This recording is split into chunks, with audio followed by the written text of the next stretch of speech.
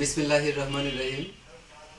প্রিয় দেশবাসী, আমি সোহেল সরকার নির্ঝর, জাতীয় সাংস্কৃতিক ফোরামের কেন্দ্রীয় সভাপতি।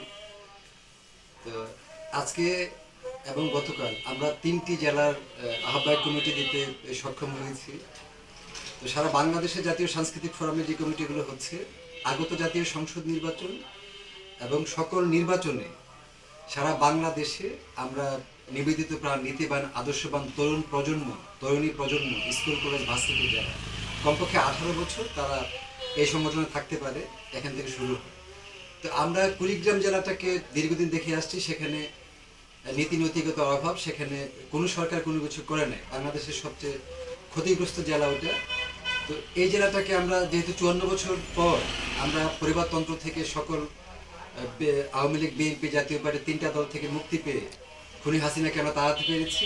আগত দিনে সকল নির্বাচনে আমরা সেখানে প্রার্থী দিব, মহিলা মেম্বার, মহিলা কাউন্সিলর, মহিলা ভাইস চেয়ারম্যান, সংসদ সদস্য। তো এ মর্মে কুড়িগ্রাম জেলার পক্ষে নারী উদ্যোক্তা এবং শত শত শিশুদেরকে যিনি পুনর্বাসন করে সেবা করে, প্রতিবন্ধী যাদেরকে তিনি নিজের সন্তানের মতো স্নেহ করে, ওনার উপরে আল্লাহ ছাড়া, নিচে এই মুহূর্তে আমি ছাড়া আর কেউ নাই আমি জানি। সেজন্য উচ্চশিক্ষিত এবং ভদ্র একজন নারী, আমার ধন্যবোন রাজিয়া সুলতানাকে কুড়িগ্রাম জেলার আহ্বায়কের দায়িত্ব অর্পণ করা হলো এবং আগত জাতীয় সংসদ নির্বাচনে কুড়িগ্রাম জেলার পক্ষ থেকে তিনি জাতীয় সংসদ নির্বাচনে প্রতিদ্বন্দ্বিতা করবেন। এই ক্ষেত্রে ওনার পক্ষে জনগণের প্রত্যক্ষ ভোটে যা করণীয় আমরা করব। বিগত দিনে আমরা রংপুর বিভাগের তৃণমূলের কোনো তরুণ নেতৃত্ব আমরা খুঁজে পাইনি।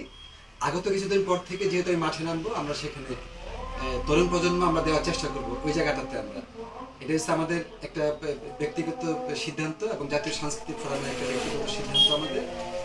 এই মর্মে আমরা মানে রংপুর বিভাগ তথা কুড়িগ্রাম জেলাকে আমরা সেখানে আমার মনে হয় যে আমরা কিছু করব। বর্তমান অন্তর্বর্তীকালীন সরকার প্রধান এবং সকল উপদেষ্টা পরিষদ সবাই একরকম না। অন্তর্বর্তীকালীন সরকার প্রধান হচ্ছে নোবেলজয়ী ডক্টর মোহাম্মদ ইউনূস সাহেব, তিনি ঠিক আছে। আর উপদেষ্টা পরিষদে খুনি হাসিনার কিছু লোকজন জড়িত আছে বলে আমার ধারণা, কারণ তারা সংস্কার করতেছে না। 54 বছরের গোলামি থেকে এবং ষড়যন্ত্র থেকে আমাদের বৈষম্যবিরোধী ছাত্ররা, আমার ছোট ভাইয়েরা, বোনেরা হাজার হাজার শহীদ হয়ে, হাজার হাজার পঙ্গু হয়ে আমাদের বাংলাদেশকে মুক্ত করেছে। এবং আমার স্নেহের ছোট ভাই হাসনাত আবদুল্লাহ, বাকির মজুমদার, নাহিদ ইসলাম, সার্জিস, আসিফ মাহমুদ সজীব, শারমিন গংরা বর্তমানে দেশের আইকন।